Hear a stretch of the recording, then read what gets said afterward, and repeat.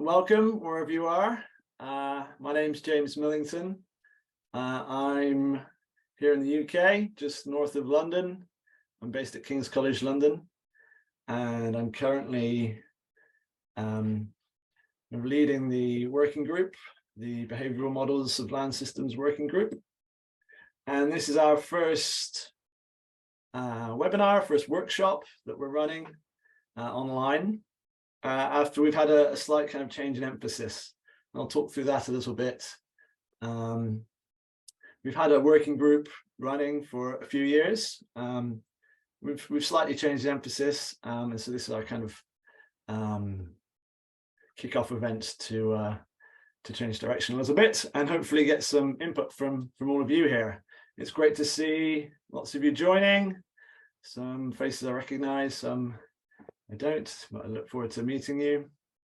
So I'll just give you a quick overview of the plan for the next hour or so. I'll introduce the working group, provide us a bit of an overview for 15-20 minutes. And then our idea was to do some breakout rooms to try to get some ideas from all of you joining. We want this to be an inclusive, participatory working group. And so given that we've slightly changed our aims and objectives, it'd be great to get some feedback on those, to get some input from you on the sorts of things that you'd like to do, what you think are priorities, and maybe where we should take things. So we'll have some breakout rooms to discuss that in smaller groups. And then we'll reconvene for maybe 15 minutes towards the end to review those, to feedback from one another across groups, and then we can use that going forward. These slides I've just put together, these are available. You can see the link up there. I'll just leave those for posterity. You can revisit them at any time in the future, and they'll be there. So yeah, the working group is both affiliated with the Global Land Programme, but also AIMS. The AIMS analysis and integration modeling of the Earth system, both part of Future Earth. I thought I'd start with this diagram. This is a nice overview of the Global Land Programme mission, positioning land systems as the nexus for sustainability. I think the kind of interesting thing to highlight in here is this, for me, it's this dimension here between generalization and contextualization.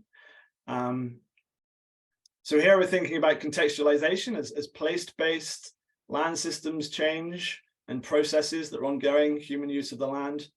But then how do we use this land, this place-based studies, you know, as opposed to generalizing this to multiple different places, multiple different regions, maybe even globally. When we're modeling, often we're trying to abstract in some way and go from the specific to the more general. And so this seems to me kind of one of the key dimensions across which we're thinking in this working group. But of course, across the other dimensions, from scientific specialization to societal transformations. So there is, you know, an aspect here to think about how can we as scientific, well, I assume, sorry, I should speak for myself, as scientific specialists, help to drive or support societal transformations, whether that's with managers, stakeholders, policymakers. And so this is just positioning the activity of land system science. More specifically then, within the working group ourselves, our aim is to support and build interdisciplinary collaborations across different scientific disciplines to represent diverse behavior in land systems. And in particular, our thinking is that we want to support alternatives to rational actor and equilibrium-based models, these sorts of standard approaches, as we might think of them.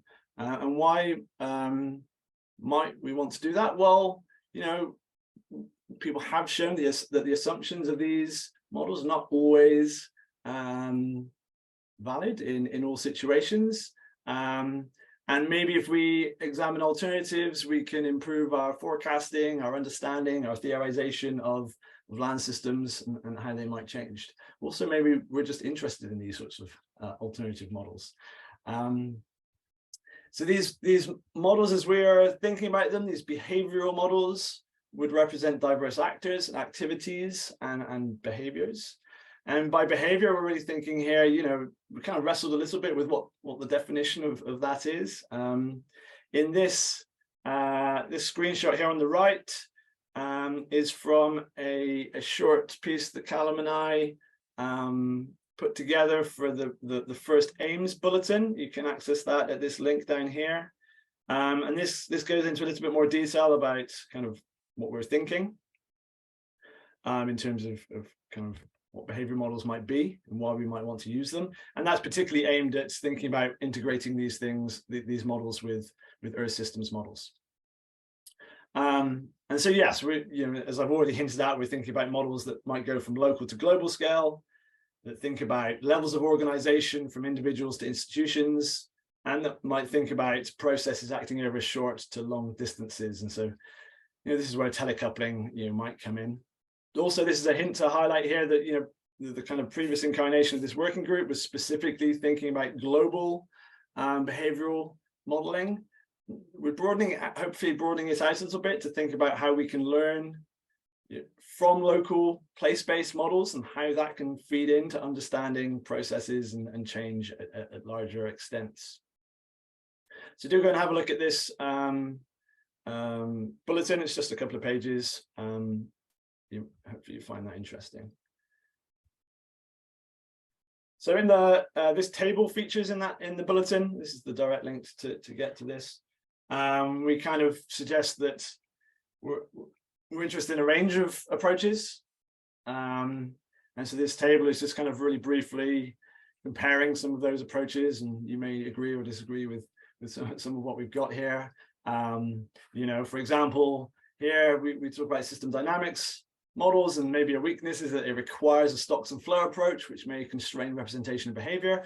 But hey, this may be your approach, and you actually think this is given that land systems is a systemic way of thinking about the world. Well, actually, a system dynamics approach is really useful for understanding land system science. So maybe this isn't a weakness from some other perspective. So we just tried to kind of think about a few of the different approaches through this table. And this is just to highlight, you know, that we're not thinking about one particular approach, which, you know, this is the one that maybe is in the back of everyone's minds. It's something that I do. So I've tried really hard not to think that everything is agent-based. I do find that difficult sometimes, but this is only one approach. But it is one in which we're representing discrete actors. Maybe that's a farmer, maybe that's a forest service manager, and they may be located explicitly in space in some location. They may have a sphere of influence and an area of management that they're responsible for. We may have more or less sophisticated representation of decision making, whether that's dependent upon goals, motivations, perceptions of the environment, and how that plays out. But just want to, you know, again re-emphasize, this is not the only approach that we're interested in this working group. System dynamics approaches, this is a nice example from the Rio Grande Basin, thinking about the various causal loops within this watershed. And this is, you know, highlighting, yes, we've got economic issues in here, and maybe there are some aspects of rational, perfectly rational decision making going on here, but also, you know, within this model, there's the attractiveness of different crop types, and maybe that's not necessarily about economics only. Maybe there's some issues of tradition. And so those are the sorts of things that we're maybe interested in exploring through these sorts of models. What is the role of some of these alternative non-economic drivers of decision making? And so this is modeling for a range of purposes, whether that's linking and integrating with Earth system models. This diagram is taken from the LandSim website and is highlighting the Crafty modeling framework, which has been used at very large extents, at continental extents, and thinking about how that links into these other Earth system models. But also, alternatively, you know, we can think about this sort of modeling within this working group as being useful, you know, for thinking about comparing theories from social science or from other areas. So it's not necessarily driving a particular purpose or particular use of these different types of models, but we are recognizing that there are a range of different reasons why people might want to pursue this, which I think then highlights that there could be people from lots of different backgrounds in this workshop right now. So what I thought might be nice before we go any further is to ask some questions about you and to find out who's here today, and find out why you might be here today. So two really quick questions that you can respond to. We go to this link here, paulev.com/GeoGym. Let me see if I can put that into the chat here. Oh, there we go. Lauren's put that into the chat. Thanks very much, Lauren. So you should be able to click on that. And if I share so you should be prompted to add in your scientific discipline there, and hopefully we'll start to see some responses here.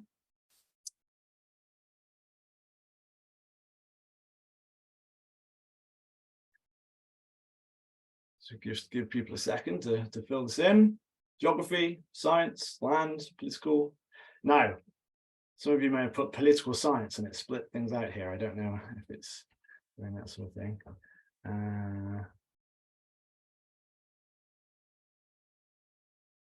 Well, environmental science seems to be coming through.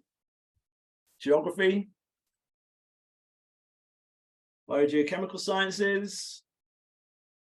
You can see the word urban there.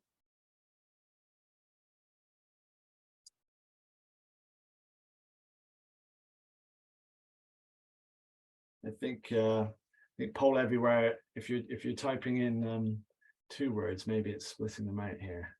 Archaeology, great. See the word physics. Political, great. So coming from a range of different backgrounds, computational approaches, SES, social ecological systems, I assume that means, world earth approaches, world earth modeling, maybe that is, decision making, things in there, economics. So we can see, I mean, this is what I was hoping to see. This working group is going to attract people from a variety of different backgrounds, and that's because we're coming at things, you know, the decision making, and all the other variety of dimensions of land system science can be approached in a variety of different ways. Okay, great. Now we'll move on to the second question. As a reminder, that was, why are you in the workshop today? So I need to go back into here and switch on to the next one. So hopefully you should now be able to see a different question. Why are you in the workshop today? Let's see. Is that working? Can you see that? Let me know if you can't see that. Oh, I need to activate it. There we go. Okay, hopefully you can see that now. There we go.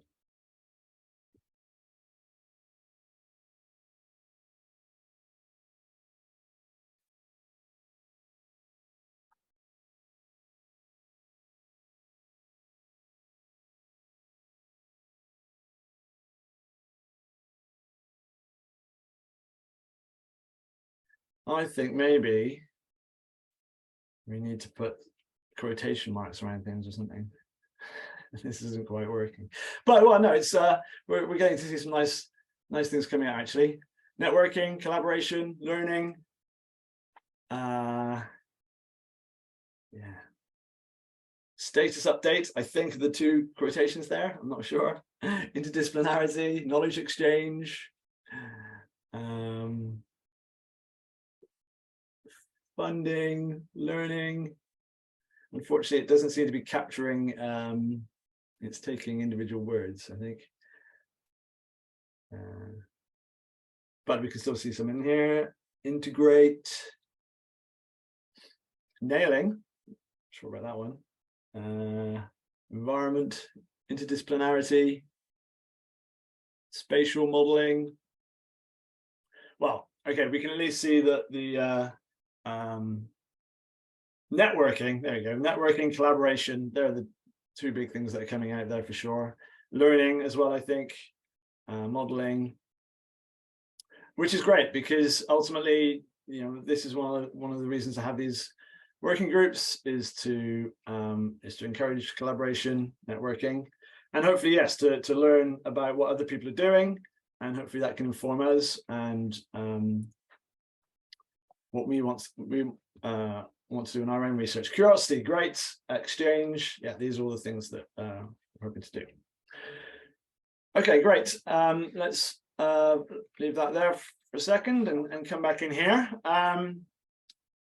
So this slide has lots of words.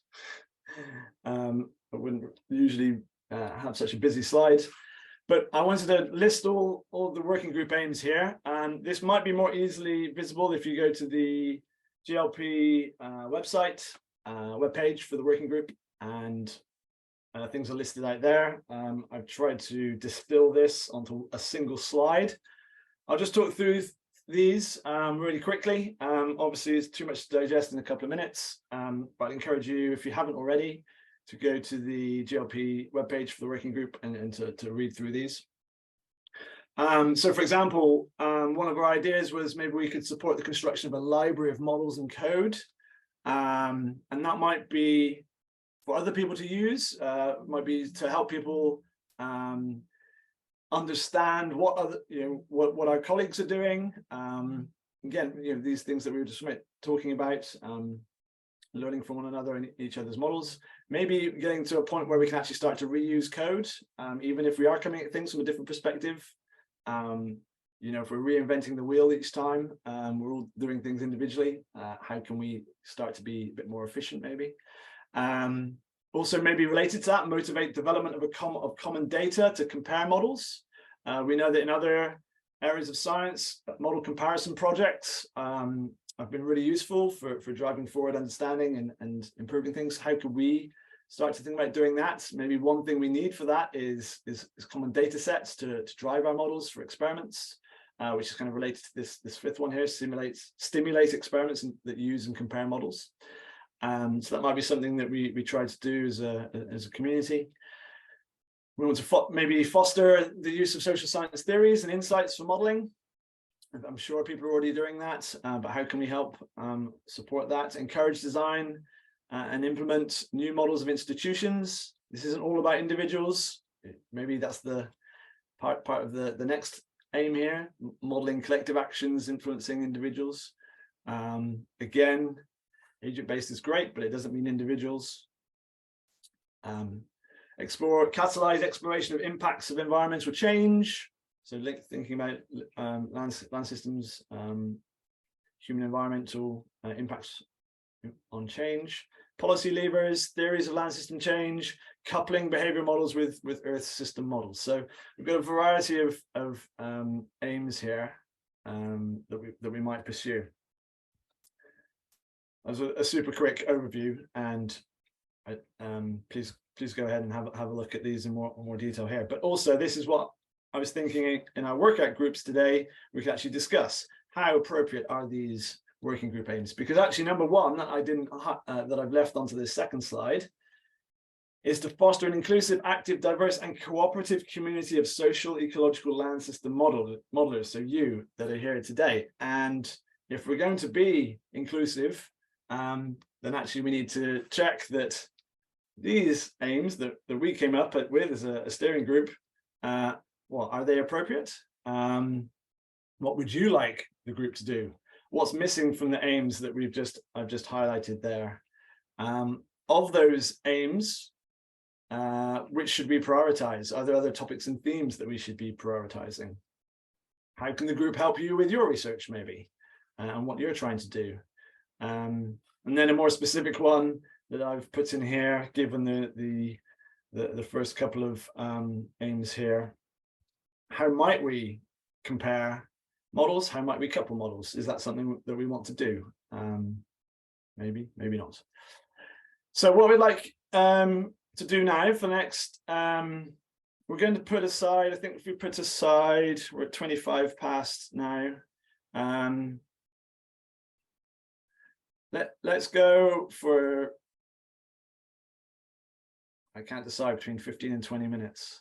Let's go for 20 minutes. Let's go for 20 minutes, breakout groups, to give time to discuss this, because I think the first few minutes you should, when you get into your breakout group, is to introduce yourselves to one another and familiarize yourself with the aims. If you've not seen them before, you might need a few minutes to do that.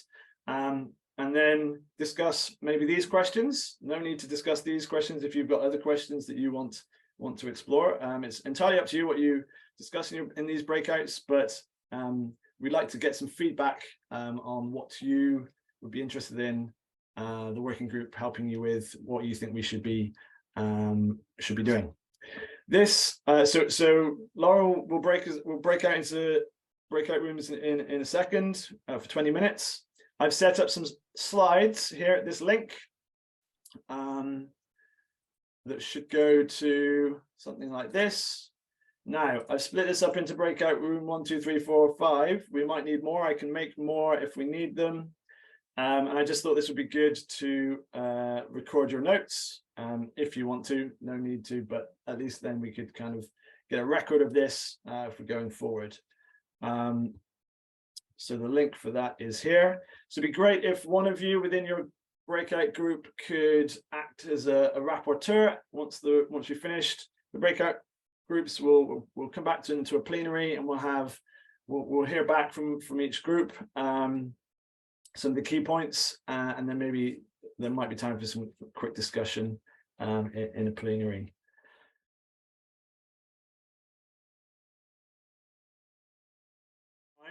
So we've got 10 minutes left here. I think there were 4 groups. So it'd be nice if we could just have quick 2 minutes from each group just to highlight key points that came through, and then I'll wrap up and highlight how we can stay in touch going forward. So group 1, I can see lots of notes on your slide. Would someone like to just quickly summarize what you talked about for 2 minutes? Sure, I will.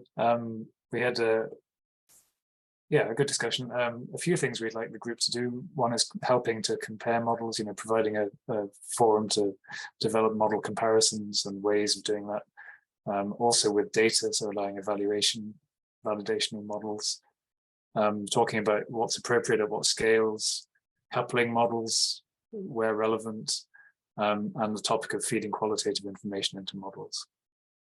Those are our sort of priorities for what the group could do. For what was missing, we thought about developing new scenarios or new elements of scenarios that would represent important processes or perhaps neglected parts of the world. And the key thing was identifying funding opportunities for us all to actually do some of this work, and especially funding opportunities that would bring in collaborations between areas that don't normally collaborate, or again, parts of the world where we're not normally working in international groups. Things we thought we should prioritize: cross-scale drivers of change and modeling institutions, their role in stopping or driving land use change.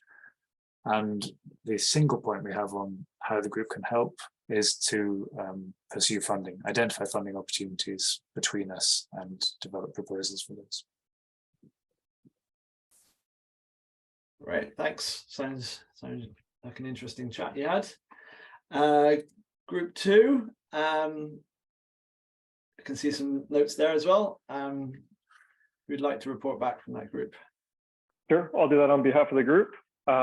We tackled a few questions, had some good discussions and introductions with each other, and then looked at what everyone would like the group to do.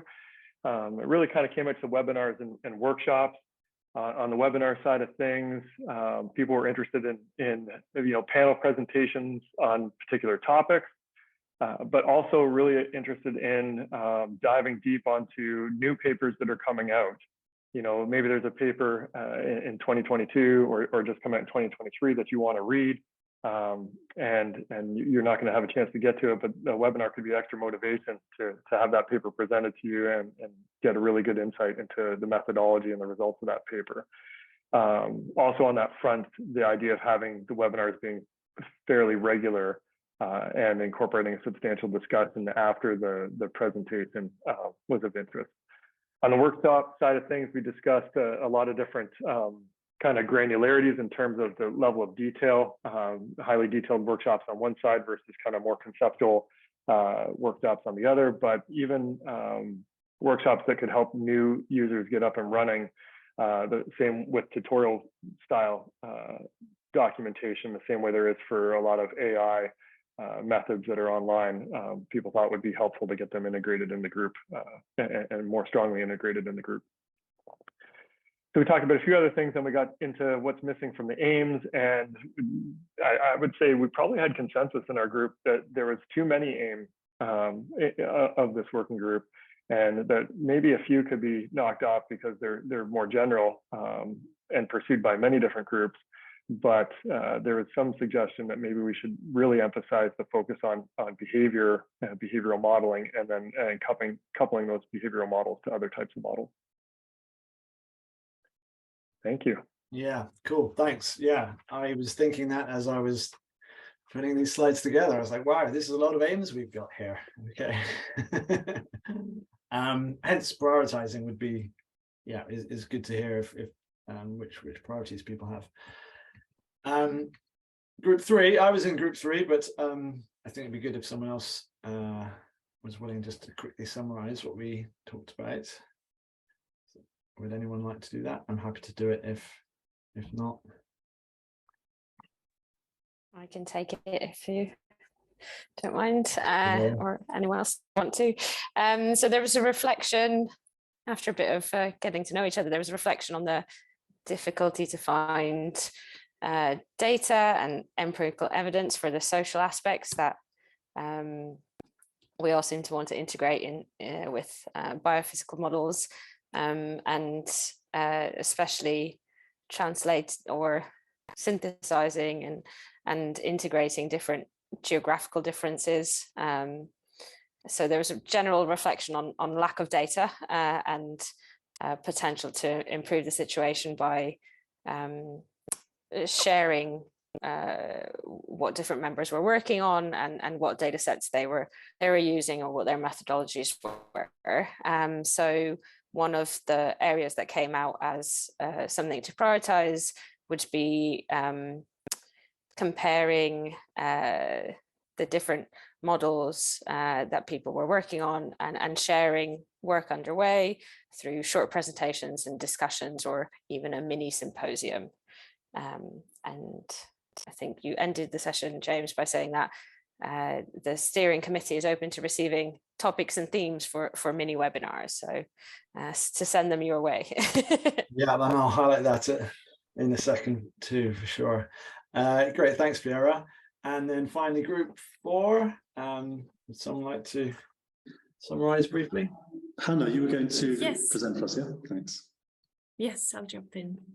Yeah, in group 4, we talked about that the group might be a good, give a group opportunity to discuss things that maybe a lot of us are concerned with, sort of how to communicate limitations with our models when it comes to the impact it has to policy, for example, and also how to communicate the need for integrating behavioral models into Earth system models, and maybe also reflect more on why do we actually need, and to sort of boil that down for ourselves as well. And then also to give the opportunity to maybe step back from the methodological questions and think about in a broader sense what how can we integrate qualitative data? How can we, what does the limitation and also opportunities with behavioral models give us? Yeah, what kind of possibilities do we have to say something with the results and the output and so on? And we also discussed that something that many of us are interested in is how to connect the micro perspective with the macro, which I guess is both for coupling model.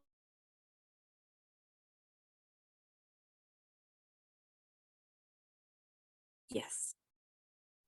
Great, thanks, Hannah. I think I lost you just really briefly at the end there, but thanks for that. There's some chat going on in the chat as well. I can see. I know that people probably have to leave right now. We put aside an hour for this, and we're bang on 3. So if you have to leave right now, then please feel free to do so. But I will just, if you can stay, I'll just wrap up for a few minutes just to finish off. I've just got this final slide here that hopefully you can see. So that was really useful to hear different points there. I'll leave those slides, those Google slides there for a few days. So if you have more ideas that you want to post on those slides, please feel free. I've also created a Padlet. You can access it by this link here. So we'll leave that up as well. Now I've structured that around the aims, but yes, if one of our outcomes from this meeting is that we're going to slim down the aims, then that's then maybe this will change. But maybe we could use this Padlet, so you can just kind of add comments in here under each aim to start to prioritize these. And if we do think we've got too many and we need to cut down, well, then this is maybe a way that we can get some feedback on that as well. So we'll take, also feel free to email me individually if you want any ideas that you might have. So we'll take the comments from this, and we certainly want to try to run reasonably frequent events, what form they take, whether they're kind of presentation type events or a combination of whether presentation events, discussion events, or more sort of combination of those. If you've got ideas for what the sorts of things that you'd like to hear about on that, then do drop us a line. I think it would be nice to try to do something relatively frequently. Of course, I think, we've got the email list that goes out through GLP, and hopefully we'll have a GLP in-person meeting at some point soon. But in the meantime, yes, we'll try to refine what we're trying to do with this research group and get up some kind of reasonably regular events, and maybe work towards those goals of model comparison, etc. But also, yes, pursuing funding and thinking about ways that we can collaborate and work together in future. So we're a few minutes past time that we put aside for this. Thanks everyone for coming today. We'll stay in touch through the GLP newsletter, and yeah, and look out for other events coming soon. If you've got ideas, yeah, do send them over.